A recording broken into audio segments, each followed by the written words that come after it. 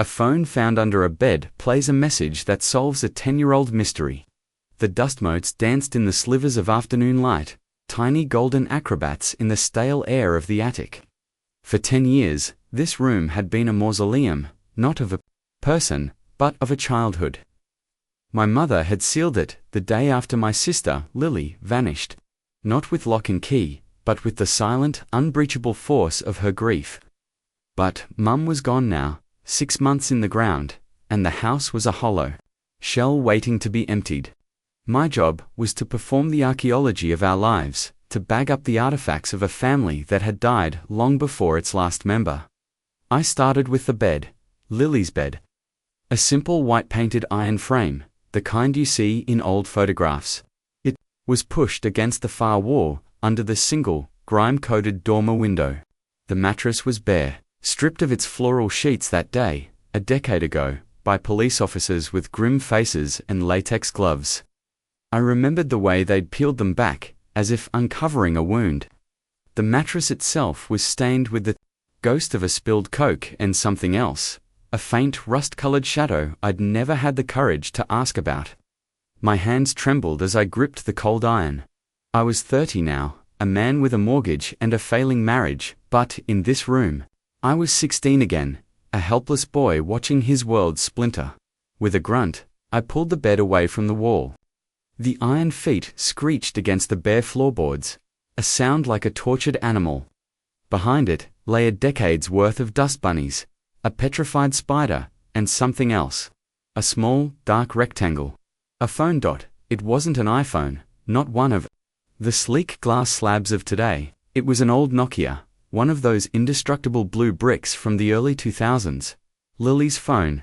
The police had searched for it, combed every inch of her room, the yard, the woods behind the house. They'd concluded she must have taken it with her. But here it was. It had been here the whole time, lying in shadow, just inches from where she slept. My heart hammered against my ribs, a frantic, trapped bird. My breath hitched. The air grew thick, heavy, tasting of chalk and regret. I knelt, my knees cracking in protest, and reached for it. The plastic was cool and smooth against my fingertips. It felt alien, an object from another epoch. I turned it over in my palm. The small monochrome screen was dark. Of course it was. The battery would have died 1,000 years ago in electronic terms. I don't know what possessed me. What sliver of irrational hope sparked in the tinderbox of my grief. I pocketed the phone, my hand closing around it like a holy relic. I spent the rest of the day in a daze, packing boxes with a mechanical detachment. Lily's worn paperbacks, their spines cracked with love. Her collection of miniature glass animals, each one a memory. A half-finished friendship bracelet, its threads still tangled. With every item, a fresh wave of loss washed over me. The sheer, brutal finality of it. She was 20 when she disappeared. So much life, so much laughter, just erased. The official story was that she ran away. There was a boy, a transient musician named Jesse, with eyes as dark as his history. They'd had a fight the night she vanished.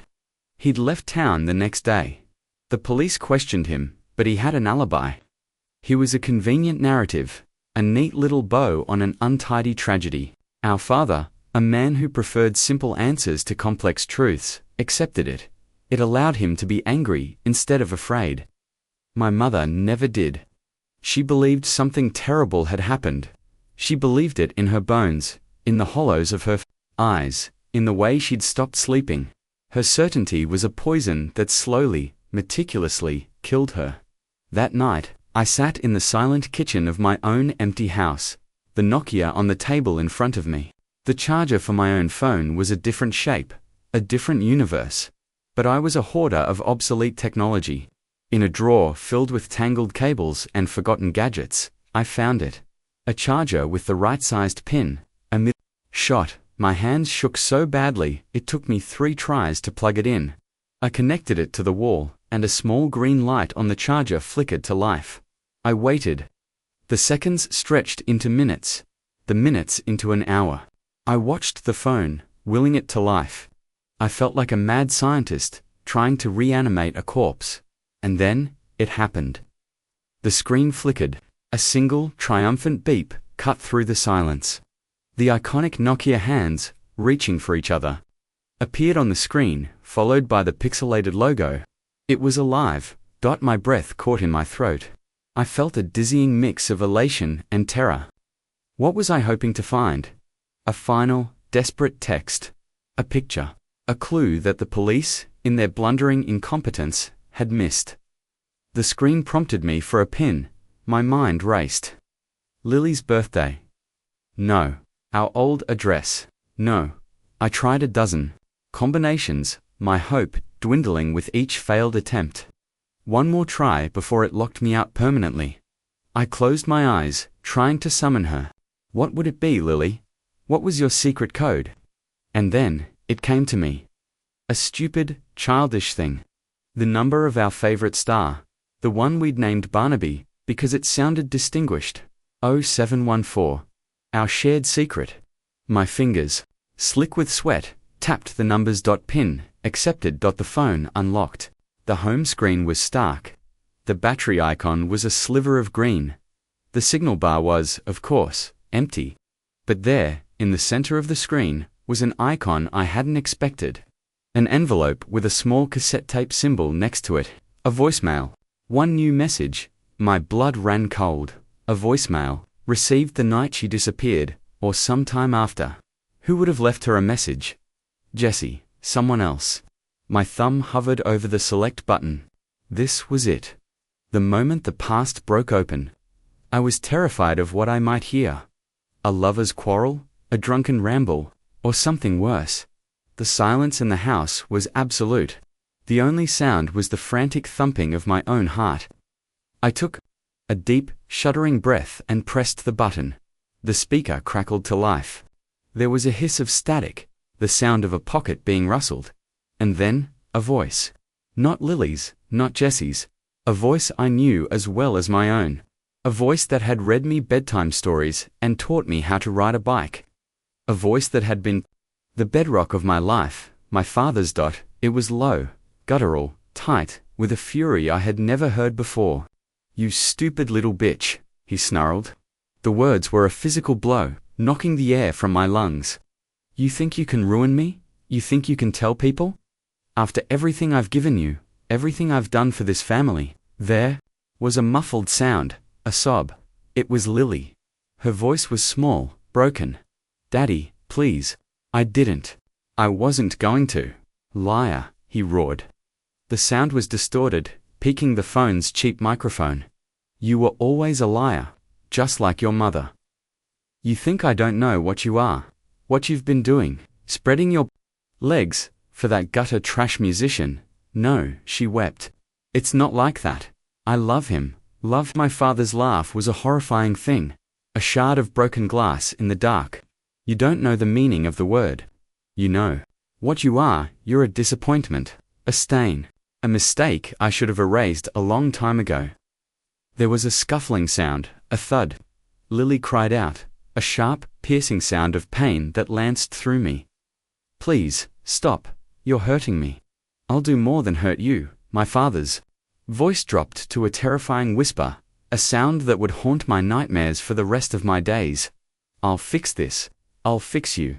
You will not ruin this family. You will not ruin me. Then, another sound. A heavy, wet thud. Not a slap. Something else. Something sickeningly final. It was followed by a gasp, a choked, gurgling sound, and then silence. A profound, terrifying silence that stretched for an eternity.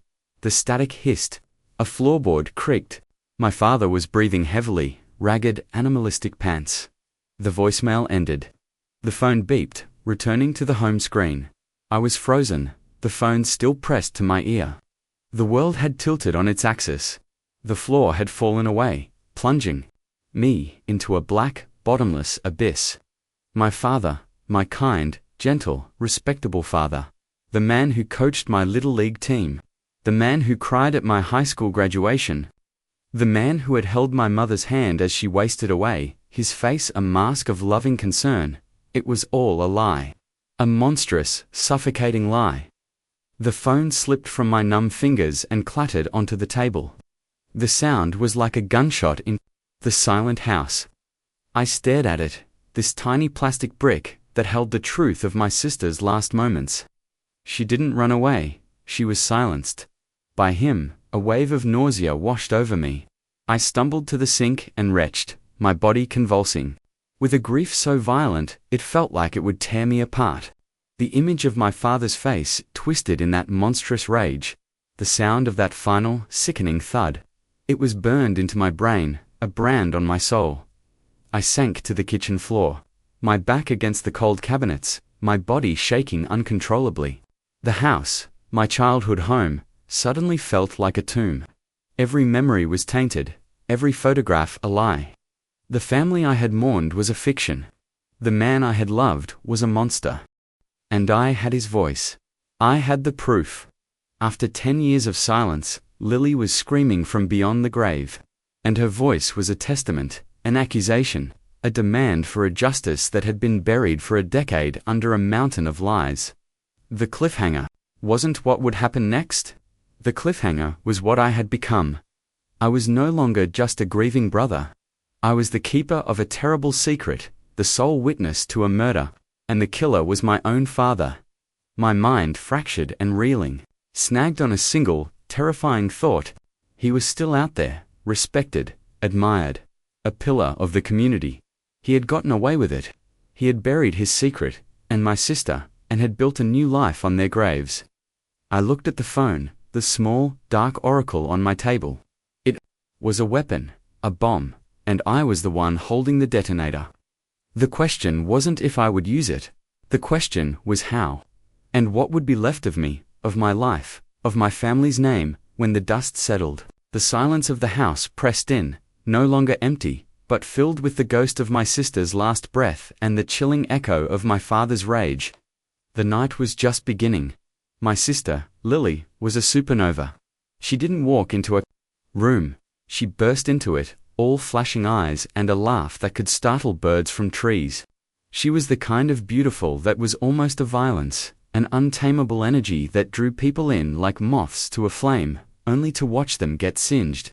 She painted, wrote poetry that could make you weep, and loved with a ferocity that was both breathtaking and terrifying. Her brokenness was part of her beauty. She felt everything too much. The world was a constant assault on her senses, and she met it head-on, with a reckless, desperate passion. Our mother, a woman made of quiet anxieties and unspoken fears, adored her and was terrified of her in equal measure. She saw the fragility beneath the fire, the hairline fractures in the porcelain of her daughter's soul. Our father, Richard, was the opposite. He was a man carved from granite, a monument to control and order. He was a successful architect, his buildings clean, precise, and devoid of any messy human emotion.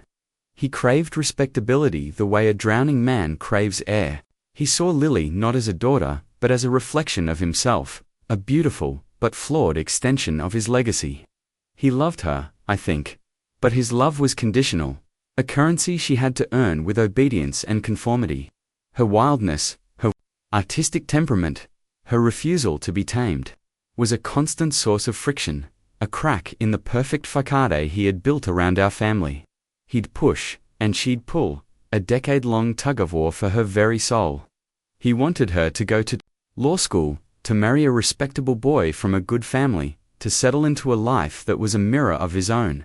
She wanted to run away to Paris and paint, to live in a garret and starve for her art, to love who she loved without apology. And she loved Jesse. He was everything my father despised. He drifted into our small, suffocating town like a tumbleweed, with a guitar case in one hand and a past he never spoke of in the other. He had eyes that had seen too much and a voice that was rough and gentle all at once. He played in smoky bars for tips and slept in the back of his beat-up van. To my father, he was gutter trash. To Lily, he was freedom. He saw her, really saw her, not as a project to be fixed or a possession to be controlled, but as the force of nature she was. He didn't try to tame her. He ran with her. Their love was a whirlwind, a chaotic, passionate affair that was as beautiful as it was doomed.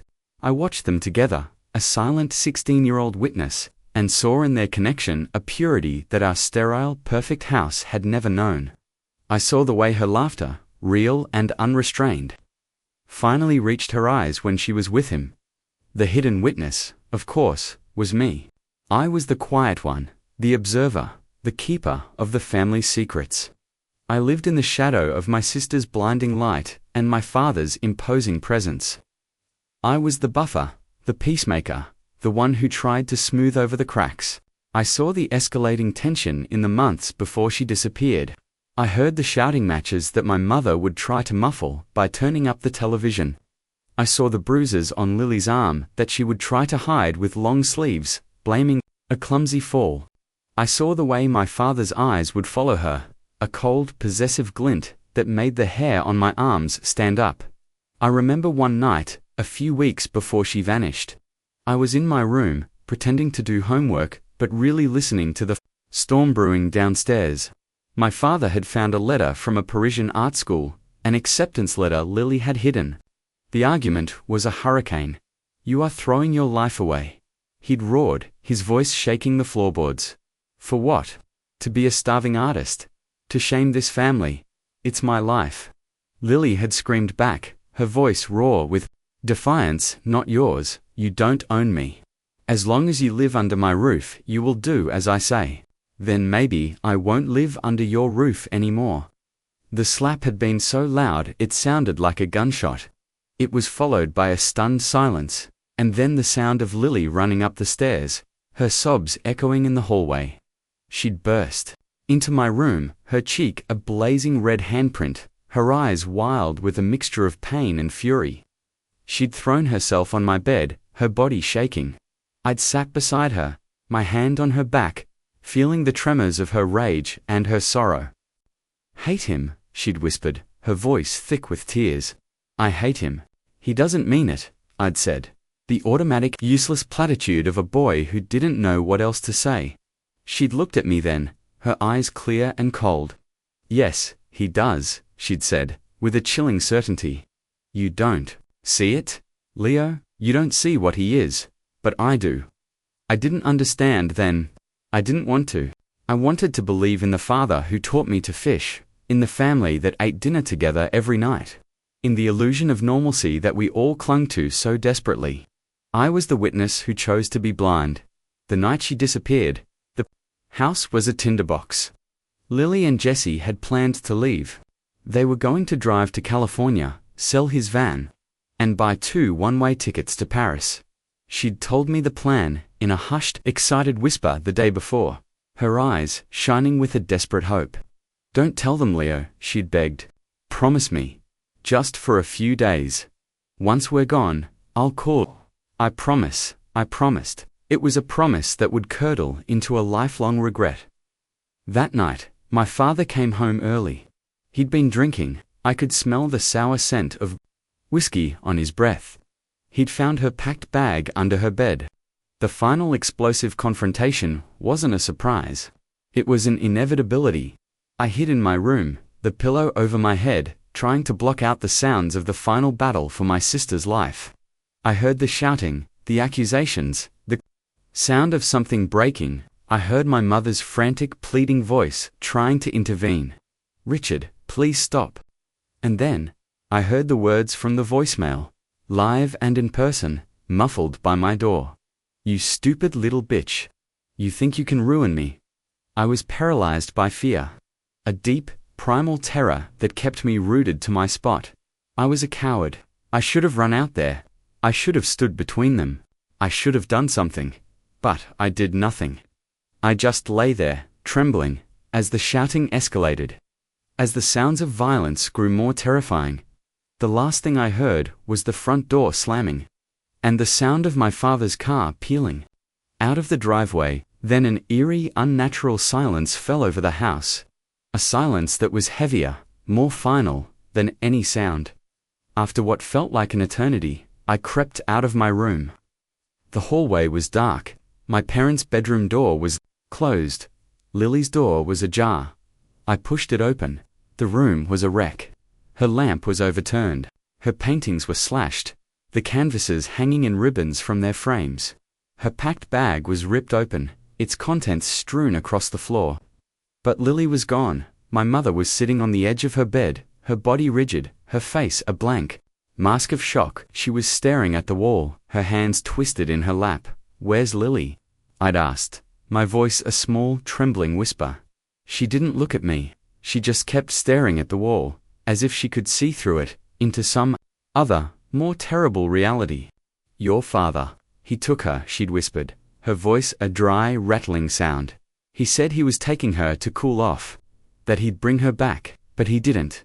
He came back alone, hours later, his clothes muddy, his face pale, and drawn. He said she'd run off, that she'd jumped out of the car and run into the woods.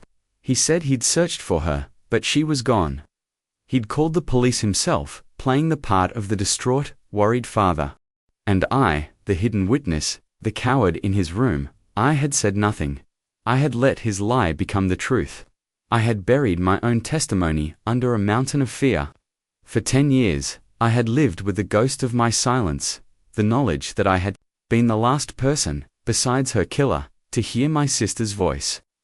The voicemail on the old Nokia wasn't just an accusation against my father. It was an indictment of me.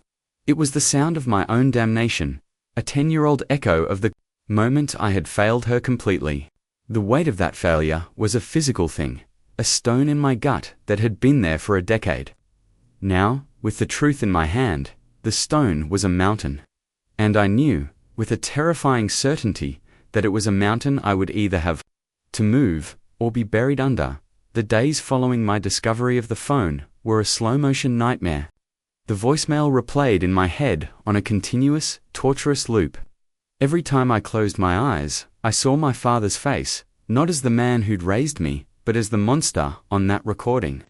His every gesture, every word, was now filtered through the lens of that terrible truth. The way he'd place a comforting hand on my shoulder at my mother's funeral. The way he'd talk about Lily with a carefully constructed sadness in his voice. It was all a performance. A masterful, decade-long act of deception. My own life began to unravel. I stopped going to work. I stopped answering my phone. My estranged wife, Sarah, left me a string of increasingly worried messages. "Leo, what's going on? Are you okay? Please, just call me back." I couldn't. How could I explain that the foundation of my entire existence had been a lie? How could I tell her that my father, the man she had once admired, was a murderer? The injustice of it all was a physical sickness, a sour bile that rose in my throat. He was living his life. A good life. He'd remarried a few years after my mother's death, a woman named Claire who was gentle and unassuming and looked at him with a dyed adoration. He was a respected figure in our community, a board member on half a dozen charities, a man who smiled for pictures in the local paper, shaking hands and cutting ribbons. He had gotten away with it. He had killed my sister, buried her God knows where, and had walked away. Scot-free. The antagonist, my father, grew bolder in my mind, his cruelty more monstrous with every passing hour. I started watching him. I'd park my car down the street from his house, the house I grew up in, and just sit there for hours, my heart a cold, hard knot in my chest. I'd watch him mowing the lawn, his movements calm and methodical. I'd watch him and Claire leaving for dinner, him holding the car door for her, smiling. The sheer, unadulterated normalcy of it was obscene. It was a desecration of Lily's memory. One evening, I followed them to a restaurant. I sat at the bar, my baseball cap pulled low, and watched them in the reflection of the mirror. They were laughing, sharing a bottle of wine. He reached across the table and touched her hand. The gesture, so full of casual affection, sent a jolt of pure, unadulterated rage through me. That hand. That was the hand that had struck my sister. That was the hand that had silenced her forever. I must have made a sound, a choked gasp, because the bartender looked at me. His brow furrowed with concern. "You okay there, buddy?" I threw a wad of cash on the bar and fled, my breath coming in ragged, shallow gasps. I drove aimlessly for hours, the voicemail playing in my head, the sound of that final, sickening thud a drumbeat of horror. I was a man possessed, haunted by a ghost who was demanding justice. My struggle between fear and conscience was a constant, grinding war within me. One part of me, the 16-year-old coward who had hidden in his room, screamed at me to do nothing, to destroy the phone, to bury the secret, to walk away. My father was a powerful man. He had money, connections. The police had believed his story once. What was to stop them from believing it again? He would destroy me. He would paint me as a grieving, unstable son, lashing out, trying to tarnish his name. He would turn my own past against me. My struggles with depression after Lily's disappearance. My failed marriage. My quiet, introverted nature. He would make me the villain. But then, I would hear Lily's voice. Her terrified sobs. Her final, choked gasp. And the conscience, the part of me that had loved her, that had failed to protect her, would roar to life. I owed her this. I owed her the truth. I couldn't let him win. I couldn't let her be forgotten, her memory erased by his monstrous lie. The betrayal, I felt, was a cancer, metastasizing, poisoning every memory I had. I remembered Christmases, birthdays, family vacations, all of it, a lie. A carefully constructed stage play with a monster hiding in plain sight. I thought of my mother, of her slow, sad decline. She had died of a broken heart, a heart that my father had shattered, and then pretended to help her mend. He had sat by her bedside, holding her hand, his face a mask of sorrow, while he carried the secret of her daughter's murder in his cold, black heart. The depth of his cruelty was bottomless. I knew I had to do something, but I was paralyzed by indecision and fear. The phone was a grenade, and I was terrified of the shrapnel. I started drinking heavily, trying to numb the war in my head. I'd sit in the dark, the old Nokia on the table, and just stare at it. My mind, a maelstrom of what ifs. One night, in a drunken, desperate haze, I called him. I don't know what I intended to do. To confront him, to hear his voice. I just needed to connect the monster on the recording with the man on the phone. He answered on the second ring, his voice calm and familiar. "Leo, is that you? It's late." My throat was dry. I couldn't speak. "Leo, are you there? Is everything all right?" There was a note of concern in his voice, the practiced, paternal tone that now made my skin crawl. I said nothing.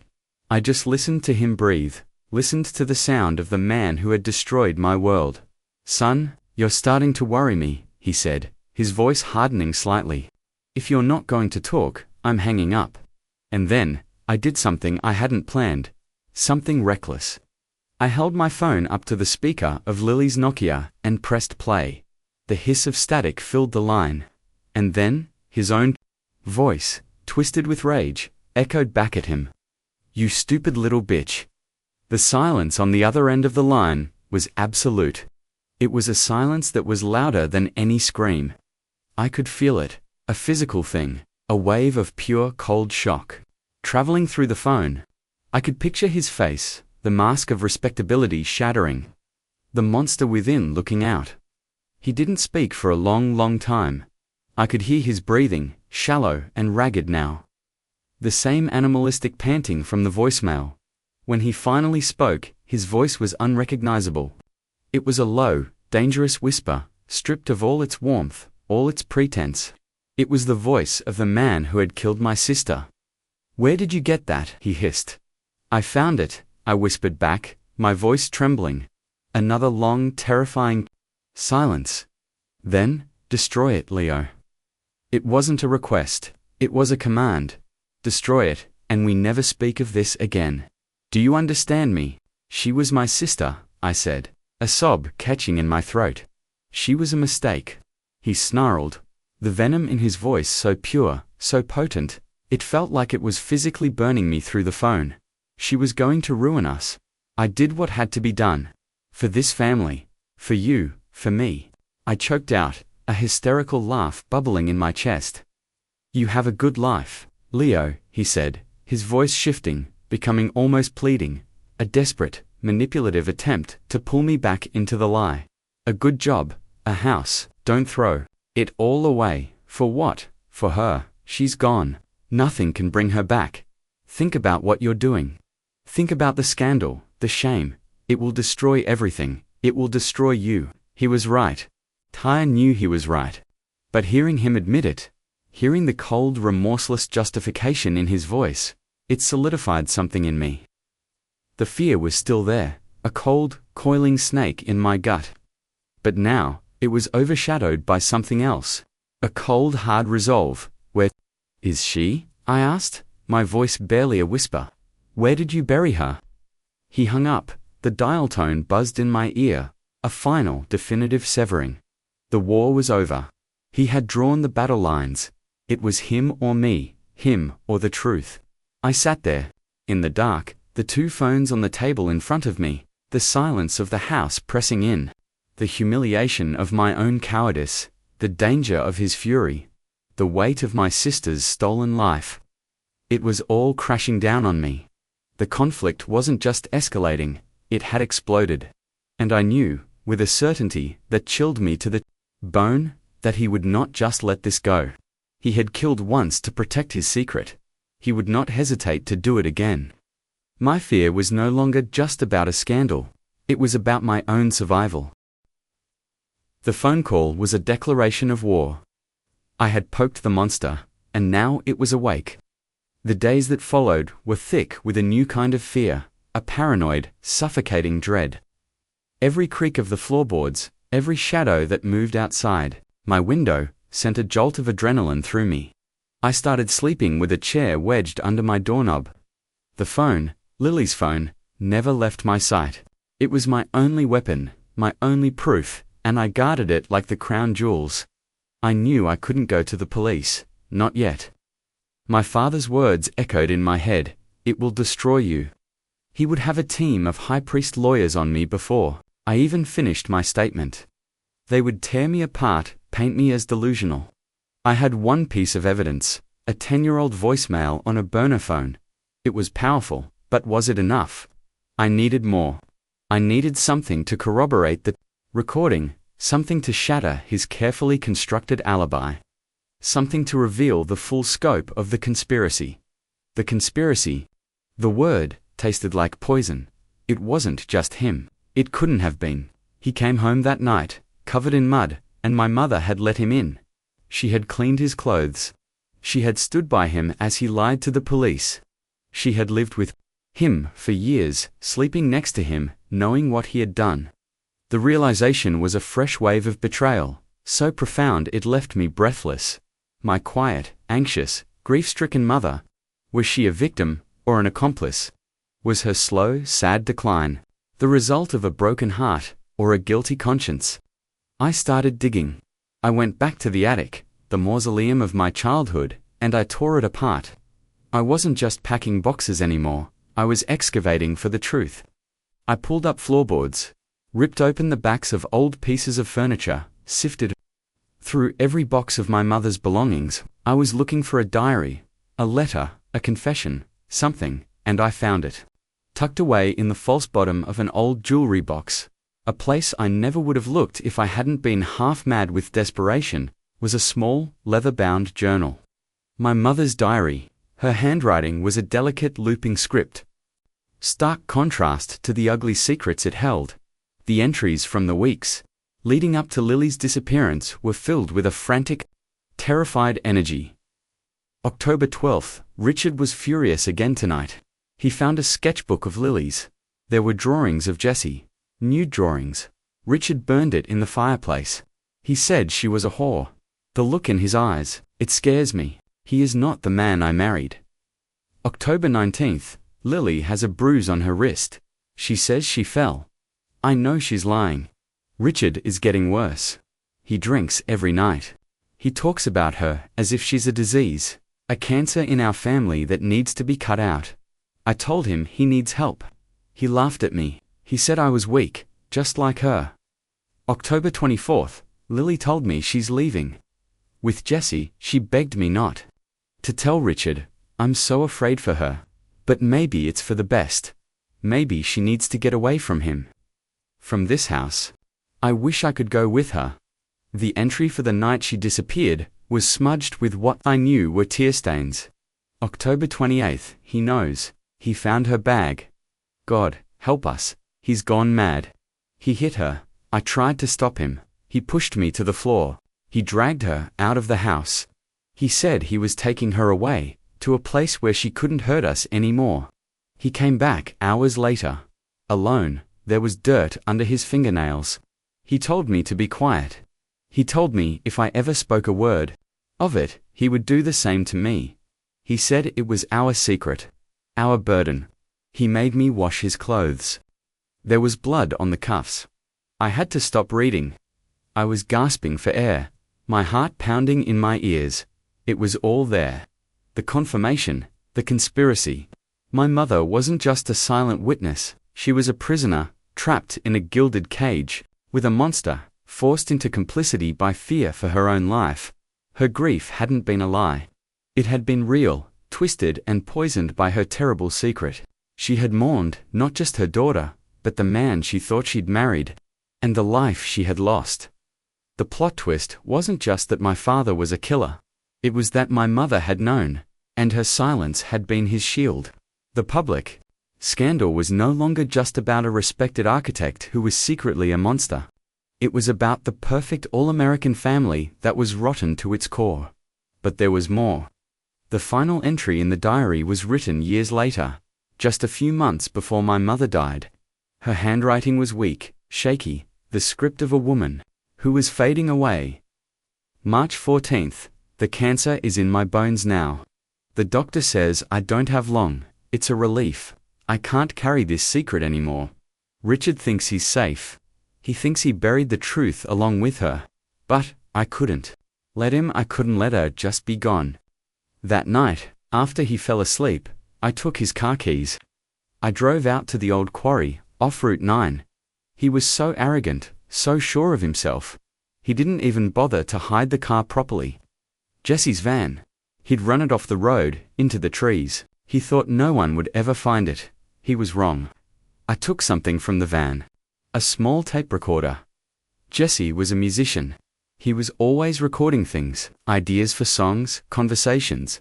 I don't know what's on the tape. I was too afraid to listen. But I know Richard was terrified of it. I saw the fear in his eyes when he realized it was gone. I hid it. A final secret, a final penance. For Leo, when he is ready, he will find it. Under the weeping angel.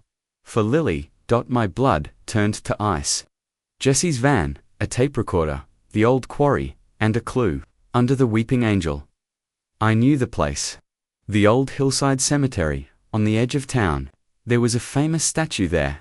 A beautiful, grief-stricken angel that wept over the grave of a child who had died a century ago. It was a place Lily and I used to go when we were kids. We'd sit under the angel's stone wings and tell each other secrets. It was our place. My mother knew. The stakes had shifted. This was no longer just about a voicemail. This was about a second piece of evidence. A second voice from the grave. Jesse's voice. The full, monstrous picture was coming into focus. My father hadn't just killed Lily.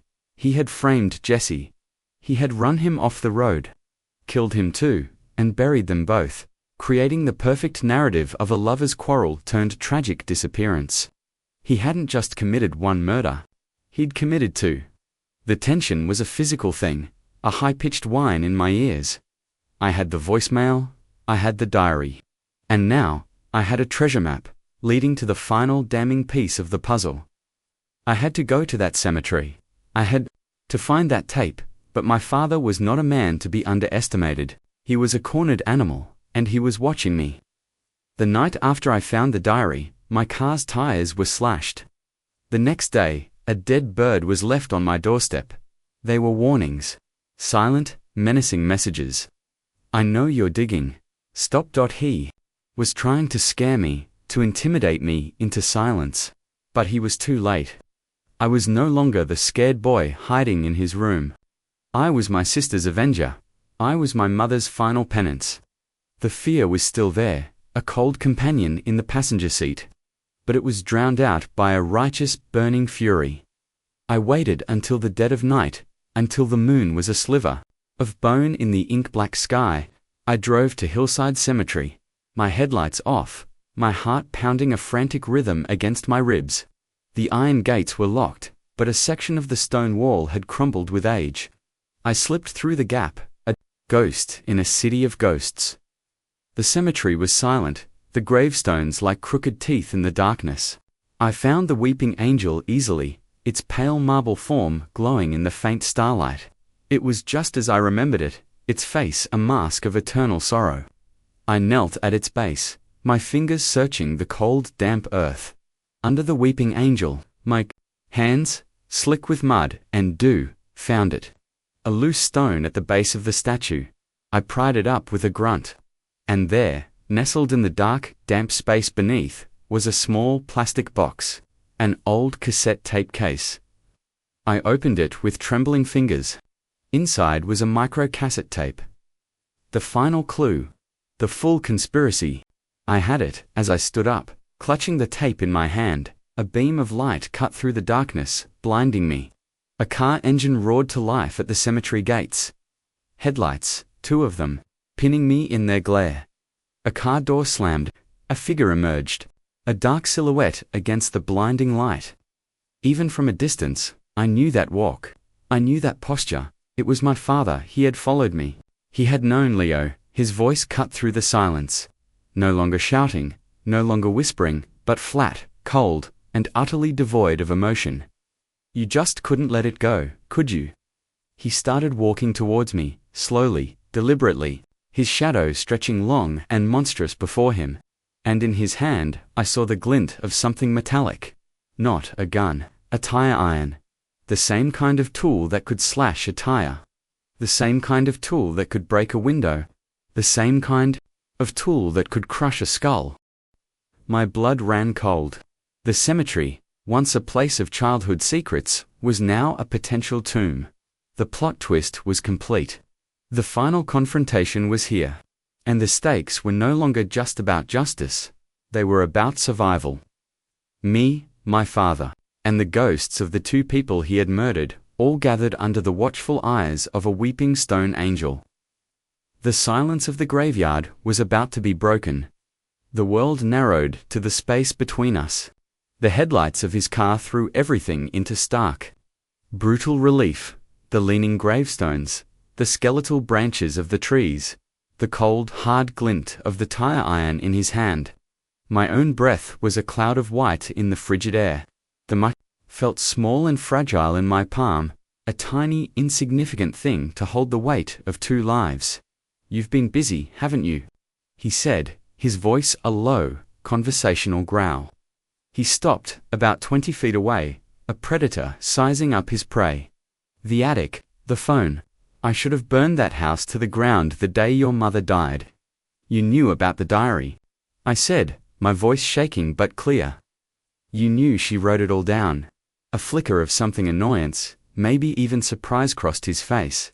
Your mother was a sentimental fool. She loved her secrets. But she was loyal, in the end. She understood the meaning of family. Something you, clearly, have forgotten. Family. The word came out as a choked, incredulous laugh. You call this a family? You murdered your own daughter. You murdered a boy whose only crime was loving her. You let my mother die of a broken heart, all to protect your pathetic, little life. Built that life. He roared, the facade of calm, cracking, the monster underneath, straining at the leash. I built it for all of us. She would have torn it all down. Her, with her drama, her moods, her slutty little artist fantasies. She was flawed, defective. I did what was necessary. You're a psychopath, I whispered, the truth of the word settling into my bones. He took another step forward. I'm a survivor, and I will not let you, a weak sniveling boy who hid under his bed while his sister was being disciplined, undo everything I have worked for. He lunged it. It wasn't a run, it was an explosion of motion. All my fear, my paralysis, my years of quiet observation, coalesced into a single instinctive reaction. I didn't run away, I ran towards him. I ducked under the wild whistling swing of the tire iron, the wind of its passage stirring my hair. The force of his momentum carried him past me, and he stumbled, catching himself on a tombstone. I didn't stop. I scrambled back towards the cemetery wall, my feet slipping on the wet grass. I could hear him behind me, panting, cursing. I vaulted over the crumbling stone wall, my hands scraping on the rough rock, and sprinted towards my car. I fumbled with the keys, my hands shaking so violently I could barely fit the key in the lock. The engine coughed to life just as he appeared at the gap in the wall, his face a mask of incandescent fury. I slammed the car into drive and peeled away, the tires screaming on the asphalt. I drove, not home, but to the only place I could think of. The local news station. The payoff had to be public. It had to be explosive. A quiet confession to a detective in a sterile interrogation room wasn't enough. He had lived his life in the public eye, a pillar of the community. He needed to be torn down in the same arena. His shame needed to be as public as his pride had been. I walked into the 24-hour news station, looking like a madman. I was covered in mud, my face was scratched, and I was babbling about a 10-year-old mystery and a pillar of the community who was a double murderer. I must have looked like every other crank who walked in off the street. But I had the evidence. Slammed the phone, the diary, and the microcassette onto the front desk. "Listen to this," I said to the bewildered-looking security guard and the bored night shift reporter. I pressed play on the voicemail. My father's voice, full of rage and hate, filled the sterile silence of the newsroom. "You stupid little bitch." The reporter's eyes widened. The security guard's hand moved towards his radio. "There's more," I said, my voice hoarse. I opened the diary to the last entry and pushed it towards the reporter. Then I held up the microcassette. "This is a recording made by Jesse Thorne the night he was murdered by my father, Richard Harris." The name landed like a bomb. Richard Harris. The man whose company had just designed the new City Hall. The man who was on the cover of last month's local business magazine. It was a firestorm. The reporter, a young, ambitious woman named Sarah Jenkins, saw the story of a lifetime, and she seized it. She got a microcassette player from a dusty archive room. She put me in a side office with a police officer she'd called, while she and her producer listened to the tape. The tape was even more damning than I could have imagined. It was Jesse, his voice soft and gentle, practicing a new song he'd written for Lily. And then, the sound of a car horn, the screech of tires. The tape kept recording. I could hear my father's voice, cold and commanding. "Get out of the car." I could hear Jesse's confused, frightened replies. "What's going on? Who are you?" And then, the most chilling part, my father, talking to someone else. Lily, she was there. She was in his car. "See?" My father's voice said, the sound tinny and distorted on the tape. "See what you've done? This is the trash you've brought into our lives. Now we have to clean it up." Lily was sobbing, begging, "Daddy, please, no, don't hurt him. Please." There was the sound of a struggle, a sickening thud, the same sound from the voicemail, and then another. And then silence. Just the sound of my father's ragged breathing, and the quiet continuous weeping of my sister. The tape clicked off a few moments later. He had made her watch. He had killed her lover in front of her, before he killed her. The cruelty was beyond comprehension. It was the work of a monster. The police moved fast. Armed with the voicemail, the diary, and the tape, they had more than enough. They didn't go to his house. They knew he was on the hunt, that he was looking for me. They tracked his phone. The cinematic payoff wasn't a courtroom bombshell. It was even more immediate, more raw. Sarah Jenkins, the reporter, convinced her station manager to go live. They broke into their late-night programming with a special report. My face, pale and haunted, was on the screen, live from the news station. Sarah Jenkins's voice was grave. "We are interrupting our programming with a developing story that will shock our community. New evidence has emerged in the 10-year-old disappearance of Lily Harris and Jesse Thorne. Evidence that points to one of our city's most prominent citizens." They played the voicemail. They showed pages from the diary.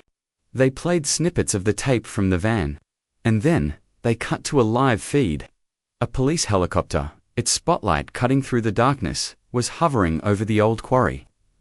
On the ground, a dozen police cars, their lights flashing, had surrounded my father's car. He was standing at the edge of the quarry. A dark, lonely figure, trapped in the helicopter's spotlight. He had gone there to dispose of the tire iron, to get his story straight, to finish what he had started. But it was too late. His world, his carefully constructed lie, was crumbling around him on live television. A police negotiator was talking to him through a bullhorn, his voice echoing in the night. "Richard, put down the weapon. It's over." My father looked up at the helicopter, his face a mask of disbelief and fury. Like a fallen king looking up at the heavens that had betrayed him. He saw the camera. He knew the whole world was watching. His public image, the thing he had killed for, was being executed before his very eyes. He didn't say a word. He just looked into the camera, into the light, and in his eyes, I saw not a hint of remorse. Only rage. Rage that he had been caught. Rage that he had been exposed. Then, he turned, and with a final defiant scream that was swallowed by the night, he threw the tire iron into the black water of the quarry. He didn't wait for the police to take him. He wouldn't give them the satisfaction. He took a step back, then another, to the very edge of the cliff, and he jumped. The camera stayed on the empty cliff edge for a long, silent moment. The only sound was the whir of the helicopter blades and the flashing red and blue lights painting the trees in a macabre disco. The monster who had haunted my life, who had destroyed my family, was gone. Justice hadn't come from a judge or a jury. It had come from a 200-foot drop into the cold, dark water of the quarry, the same place he had left his secrets buried for a decade. The payoff was absolute. It was shocking. And as I watched from the news station, I didn't feel elation. I didn't feel revenge. I just felt a profound, hollow emptiness. The explosion was over, and I was left standing in the rubble. The aftermath was a quiet, grey drizzle. The media storm that erupted after my father's televised suicide was a hurricane of headlines and talking heads, but I moved through it like a ghost. I was the tragic son, the heroic brother, the key to unlocking a decade-old mystery. They wanted interviews, book deals, movie rights. I gave them nothing. I retreated into the silence my father's death had left behind, a silence that was both a relief and a burden. The police dredged the quarry. They found the tire iron first. Then, they found my father's body. A week later, they found Jesse's van, rusted and half buried in the mud and trees where my mother had said it would be. Inside, they found what was left of him, and in a shallow, unmarked grave not 50 yards away, hidden under a pile of rocks, they found her. They found Lily. They identified her through dental records. All those years, she had been so close. While we had put up missing posters, while my mother had withered away with a grief she couldn't speak of, while my father had played the part of the concerned parent, Lily had been lying in the cold, hard ground, just off a road we had all driven down 1,000 times. I was the one who had to identify the locket found around her neck. It was a small, silver heart I had given her for her 16th birthday. Holding it in my palm, cold and tarnished with earth, was the single most difficult moment of my life. It was the final, physical proof. She was gone. Really, truly gone. We held a funeral. A real one, this time. Not a memorial for a missing person, but a final goodbye. It was a small service, just me, my estranged wife, Sarah, who had come back without a word of reproach, her hand a steady presence in mine, and a few of Lily's old high school friends. We buried her in Hillside Cemetery, under the shade of a young oak tree, not far from the weeping angel that had held my mother's final secret. We buried her next to an empty plot, one that was meant for my mother. I couldn't bring myself to move her from my father's side. Her story, her tragedy, was too intertwined with his. They were a testament to a love that had turned to poison. Sold the house. I couldn't set foot in it again without hearing the echoes of shouting, without seeing the ghosts in every room. I let the new owners have everything inside. I didn't want the furniture, the photographs, the artifacts of a life that had been a lie. The only things I kept were the phone, the diary, and the tape. They were my burden now, the relics of my family's destruction. Sometimes, late at night, I take them out. I don't listen to the recordings or read the words anymore. I just look at them. They are a reminder of the cost of truth, of the corrosive power of secrets. They are a testament to the fact that monsters are not mythical creatures. They are men who mow their lawns and smile for pictures. Men who build their perfect lives on the bones of those they have destroyed. Sarah and I are trying to rebuild. It's slow. The foundation of my life is gone, and we are starting from scratch. On unsettled ground, there are days when the grief is a physical weight, a crushing pressure in my chest. There are nights when I wake up from nightmares of falling, of cold water, and my father's enraged face. But there are also moments of peace. A quiet morning, the sun on my face, Sarah's hand in mine. In those moments, I can almost believe that healing is possible. I visit Lily's grave every Sunday. I tell her about my week. I tell her I'm sorry. Sorry for not being brave enough when it mattered. Sorry for the 10 years she was lost in the silence. I leave a single white lily on the grass above her. It's a small, inadequate gesture, but it's all I have. The haunting reflection is not just of the past, but of the future. The violence my father did has left a scar on my soul, a genetic inheritance I am terrified of. I look in the mirror and see his eyes staring back at me. I feel a flash of anger and wonder if that's how it started for him. A small seed of rage that he let grow until it consumed him. The story is over. The mystery is solved. But there is no neat, happy ending. There is only the quiet, emotional echo of what was lost. A sister's laugh, a mother's love, a father's pride. All of it turned to ash. I am the curator of that ash, the keeper of a story that serves as a tragic reminder. The deepest graves are not the ones we dig in the earth, but the ones we dig in our own families, the ones we fill with secrets and lies. Until the truth, in its own time, finally, violently, claws its way out.